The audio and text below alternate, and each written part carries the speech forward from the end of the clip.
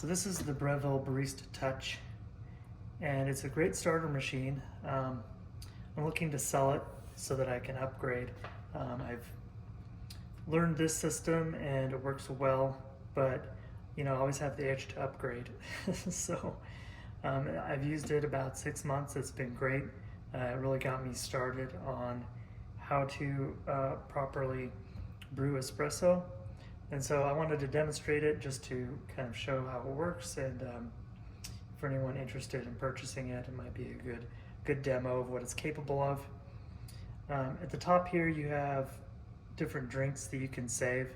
I don't find this super useful. Basically this adjusts the brew time, and then you can set the milk so that you can auto steam it to a certain temperature and a certain level of froth.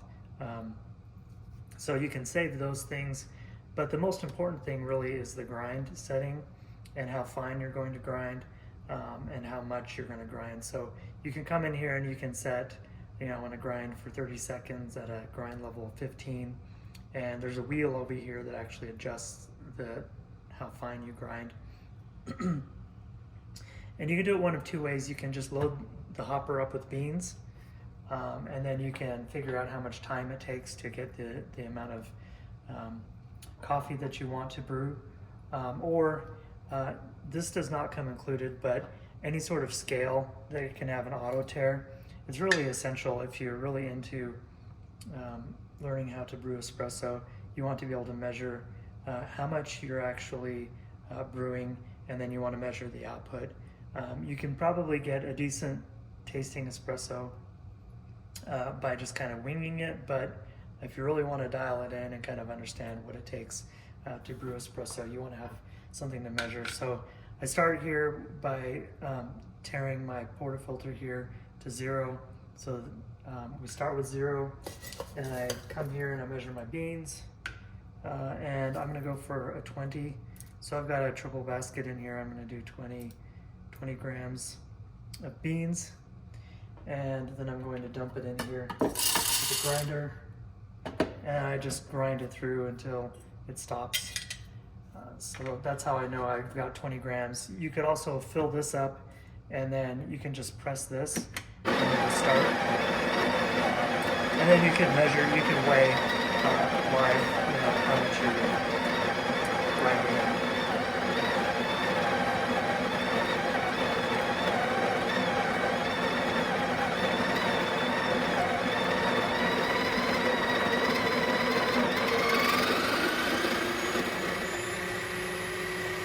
Sometimes give it a tap just to make sure it's completely done.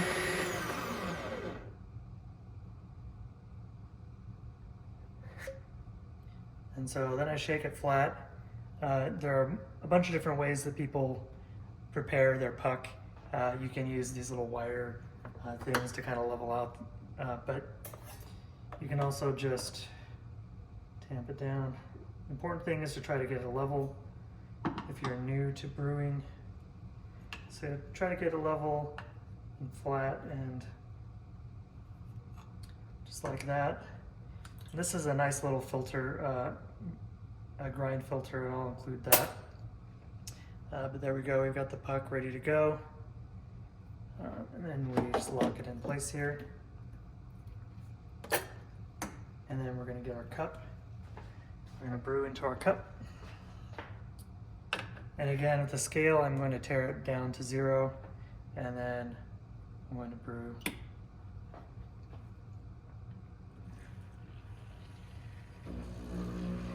So a lot of people try to get like a 2-to-1 or a 2.5 or 3-to-1 ratio. So that means if I put 20 grams of beans in, I'm hoping to hit 40 to 50 grams of espresso out.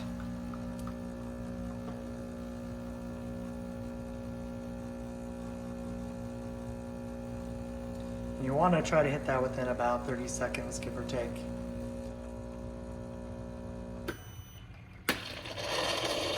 And you can adjust this to your liking over time. It just takes some trial and error. So we're 49.5 in 30 seconds. So that's about 2.5 to 1. We started out with 20 grams of beans, and we have 49.5 grams of espresso out. So that's pretty good. That's going to be a decent tasting espresso for the most part. So you got this handy place to store your tamper. And then to clean up, I just pull this out. You can inspect and see if there are any cracks. Sometimes you get fissures in your puck, and that will actually cause the espresso to flow too fast. But we already know it's pretty good flow, so I'm just going to pop that out. And espresso machines are pretty easy. The puck comes out whole like that, and then I just go over to the sink and I just rinse it out. And then I take a paper towel and I run a little bit of water through here, and then I just wipe it down. So that's the group head. You just kind of wipe it down. See, it's pretty clean. And then we move on to steaming our milk. Now this has a great automatic milk steamer. If you're not into latte art and things like that, you can just set the temperature, and there's a little temperature probe here.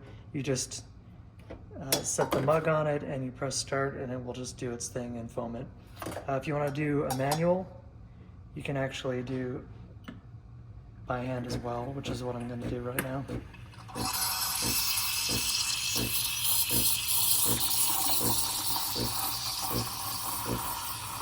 Hear that squealing sound? Is called stretching the milk. And we stretch it until it's about hand warm. It feels a little warm. And you tilt it a little bit so that it spins. So you find a lot of tutorials and you read a lot about this over time, making espresso.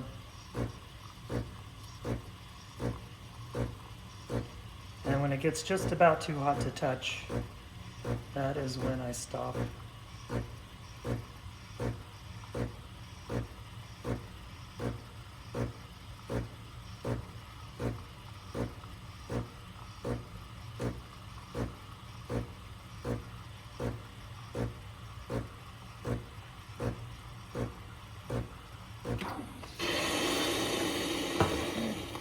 Wipe this down again with my wet rag, and the machine is pretty much clean. I mean, you can, there's a drip tray, you can pull that out once a week and clean it. And then once a month or so, depending on how many drinks you make, it will ask you to do a descale cycle. I'll go ahead and pour this. I'm terrible with this, but I'll give it a shot.